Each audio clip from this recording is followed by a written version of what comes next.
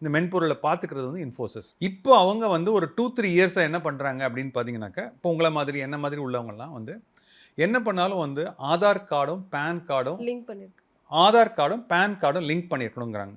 நீங்கள் ஜென்ரலாக வந்து ஒரு பேங்க் அக்கௌண்ட் ஓப்பன் பண்ணணும்னு சொன்னால் ஜன்தன் பேங்க் அக்கௌண்ட் அந்த மாதிரி ஒரு பேசிக் அக்கௌண்ட் இருந்தால் மட்டும்தான் உங்களுக்கு பேன் கார்டு வேண்டாமே தவிர, பட் எல்லாருக்குமே வந்து இப்போ வந்து பேன் கார்டு மேண்டேட்ரின்ட்டாங்க.